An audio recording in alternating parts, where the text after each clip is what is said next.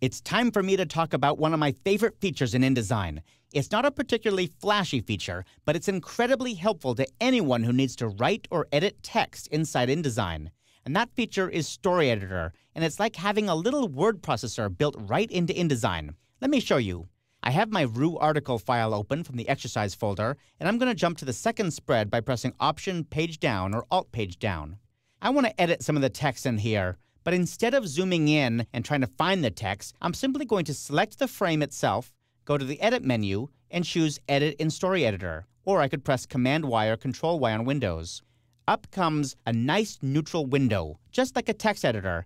I'm not distracted by fonts or size or anything like that. It's just a neutral window, and I can make this as wide as I want, and it'll reflow to any size. Now, I will tell you the one thing that I really dislike about Story Editor, and that is the default font that it comes with. Who wants to read that font? It's crazy. I'd rather use a font that I can read easily on screen. Fortunately, you can do that. You can make that change by going to the Preferences dialog box. I'm going to open Preferences by pressing Command-K on the Mac or Control-K on Windows. Up comes the Preferences dialog box, and I'm going to click on the Story Editor display pane. Here we can see that the font is set to letter Gothic, which I think is crazy. So I'm going to select that and type Georgia instead. I like reading Georgia. You can pick any font you want, but I find that very easy to read. I'm also going to change the line spacing to something a little bit larger, like 150%, and I'm going to change the size to 16 points, so it's really easy to see on screen. There's many other things you can change in here as well, like the theme. You could change ink on paper, or if you really want to go crazy, go yellow on black. Ooh, that's hard to read. I'm going to go back to black on white, ink on paper. The one last thing I'm definitely going to change here is the cursor options. You know how sometimes the text cursor is so small that it's hard to find it easily? Well, I can change it here to barbell. It'll only change it inside the Story Editor, but you'll see, it's great. I'll click OK, the font updates, and look at that cursor. It's flashing, it's big, I can immediately see exactly where it is. I'll click before that H. Now, as I said, the Story Editor does not show fonts or size, or most formatting of your text. What it does show is bold and italic. So over here, where we have some text that's in italic, it does show that. I'm going to move the Story Editor window over to the right a little bit so we can see both the text on the page and the Story Editor. That text is so small that you won't be able to see this very well, but I'm just going to grab some of this text up here, like the end of that paragraph, and delete it. You'll see a slight pause, and then as soon as you're done in the Story Editor, as soon as InDesign recognizes that you've paused for a moment, it updates the document page behind it.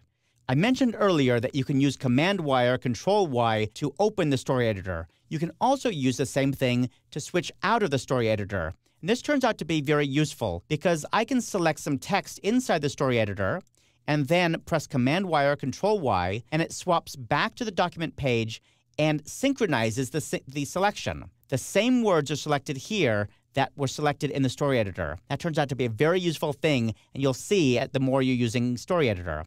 I'll select some text here on the page, press Command-Y, and it opens Story Editor and immediately synchronizes the selection, so the same words are selected here. Story Editor is great whenever you're dealing with really tiny text or text that's in a very wide text frame that's really hard to see all the text at the same time. But it's also great when you have so much text that it can't fit inside the frame. In this text frame, the story is overset. It can't fit inside the frame, but I can see it inside Story Editor. Story Editor knows no bounds.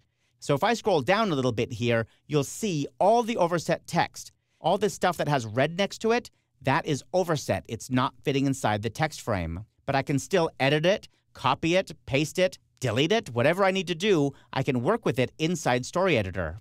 Since I'm talking about an editorial type feature like Story Editor, I also want to point out the Info panel. I'll go to the Window menu and choose Info, and that opens the Info panel. And the Info panel is interesting, especially at the bottom where it shows how much text is selected.